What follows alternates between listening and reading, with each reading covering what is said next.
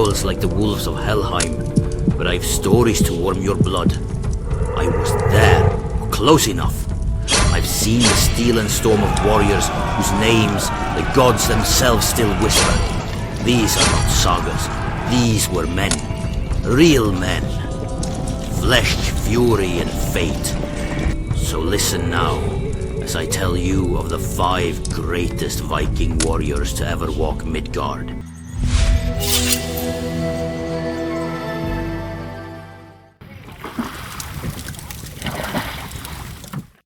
Ah, listen well, friend, for I shall sing of a man not born from earth, but hammered from iron and sea foam, Harald Sigurson, whom we call Hardrada, the Hard Ruler.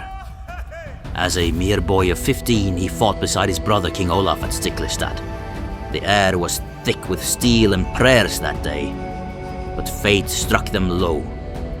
Harald, wounded and hunted, fled across the mountains into exile.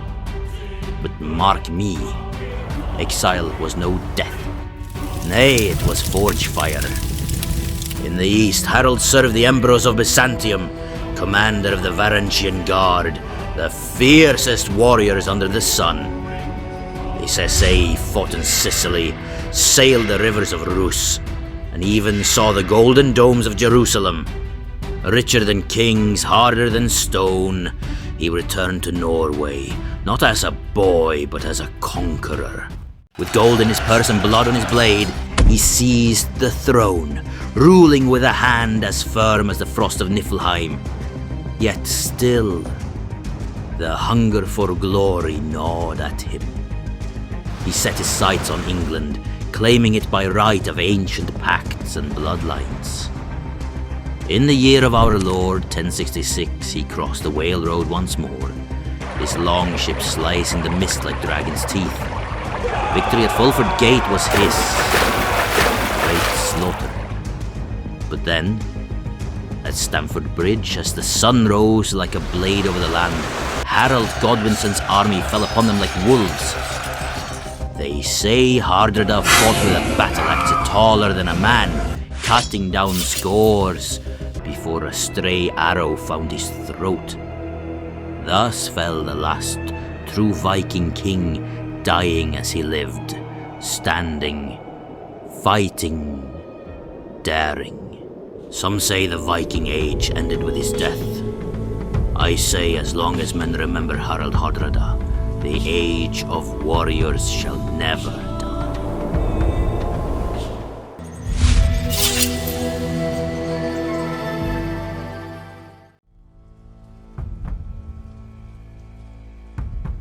Ivar the Boneless, a man feared even by the gods themselves. Born of Ragnar Lothbrok and the shield maiden Aslaug, Ivar came into the world twisted and strange. Some say his bones were soft as rope, others say no blade could find purchase in his flesh. Was he cursed, or was he touched by the gods? No one dared ask, not if they wished to live. Ivar's body may have been broken, but his mind was a blade sharper than any sword, cold, cunning, patient. When the Saxon king Ella murdered Ragnar, it was Ivar who gathered the storm. He crossed the Whale Road at the head of the great heathen army, the largest force we had ever seen, and laid waste to the kingdoms of England. York fell first, as Ivar spun his web of blood and gold. His vengeance was legendary. They say he carved the blood eagle into Ella's ribs, a death so cruel even the ravens wept. And still, Ivar's hunger was not sated. He carved out a kingdom in the misty lands of Ireland, a dark throne built on bones and terror. Some say he could not walk, yet he rode into battle atop a chariot of steel, directing slaughter with a calm smile. Others whisper he never truly died, that his spirit still rides with the wild hunt on stormy nights. Ivar the Boneless. Not a man, but a force. Where he walked, kingdoms crumbled. Where he smiled, men prayed for death. Remember him well, traveler, for the shadow he cast still darkens the world.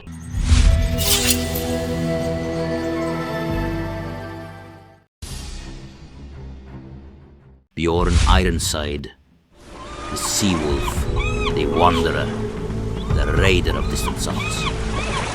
Born to Ragnar Lothbrok and Shieldmaiden Lagertha, or some say another mother, for his legend has many roots, Bjorn was a child marked by fate.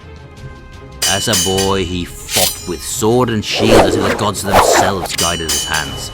His skin seemed like iron. No sword could pierce it, no spear could break it. Thus was he named Ironside. But it was not just his strength that carved his name into the bones of Midgard. It was his hunger for the unknown. In his youth, Bjorn sailed south, far beyond the cold seas we know. Past the Pillars of Hercules he went, raiding the golden cities of Al-Andalus, even setting fire to the lands of the Moors. When he reached the shores of Italy, the city of Luna stood defiant against him. So Bjorn, ever cunning, feigned his death. They carried him into the city in a coffin, weeping and wailing.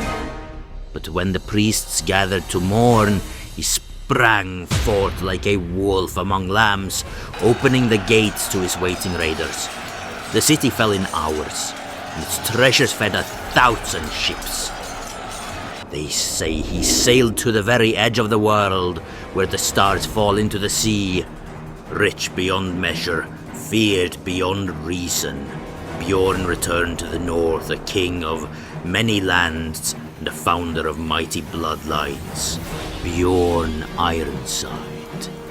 Not just a warrior, but a legend who stitched distant shores into the saga of our people.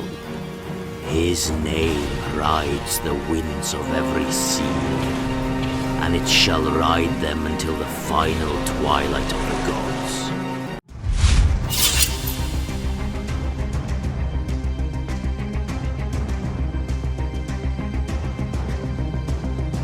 Ragnar Lothbrok, son of Odin, scourge of kings, father of dragons. Was he born a farmer? A simple man who tended fields and wore linen instead of mail? Aye. But Ragnar's heart beat to the rhythm of battle. He claimed his first ship with cunning, and soon he sailed the Whale Road in search of plunder, glory, and fame. He raided the lands of the Franks, pillaging Paris itself, not with brute force, oh no, but with cleverness. When the rivers were blocked, he dragged his ships across land like beasts of burden. And when kings paid him to leave, he took their silver and came back the next spring. His fame grew like wildfire, and with it came powerful sons, Ivar the Boneless, Bjorn Ironside, Sigurd Snake in the Eye, men who would shake the world after him. But Ragnar's fate, like all great warriors, to turn dark.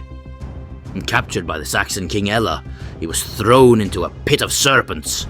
As their fangs bit his flesh, Ragnar laughed. He sang of Valhalla and foretold the vengeance his sons would bring. And by the gods they did. Ivar, Bjorn and the rest stormed England like a flood of fire and iron. Was he a man or a myth? It matters not. Ragnar Lothbrok became more than either. He became a legend, stitched into the bones of every warrior who dares to dream beyond the horizon.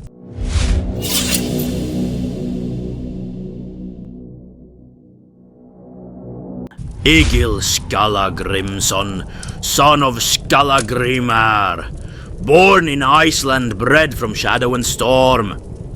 He was no soft singer, by Odin no, Igel was killing men by the age of 12. They say his eyes glowed with fury when battle came, and when the red haze took him, God's help whoever stood before him. He fought in England and Norway, slaying men in duels and battles alike, stacking corpses like firewood. But here's the wonder. This same beast of war could spin words so beautiful they stopped kings in their tracks. His poetry could bind rage and sorrow in a single verse. When King Eirik Bloodaxe condemned him to death, Egil composed a drapa, a skaldic poem so powerful, so pure, that the king spared his life on the spot. He mourned with equal fire. When his son drowned at sea, Igel did not scream or smash. He wrote a poem of grief so deep, even the Norns wept. No warrior ever captured the full weight of pain and pride quite like him. He lived long, outlasting enemies and friends alike. Some say he buried his silver beneath the earth and cursed it with runes, so none may find it. Others say he walked off into the storm, whispering stanzas to the wind. Igel Scala Grimson, not just a Viking, but a saga in flesh. Born for war, made for words. Remember him well, for you'll never see his like again. Yok trich, tungo at harera, met loft, veje, yok kundar. So there you have them. 5 warriors of blood and legend, bone and truth. Not gods, not myths. Men. But what men they were. Now the winds grow colder and the mead runs low. Go, tell their tales. Keep their names alive. The sea will swallow them whole, as it always does.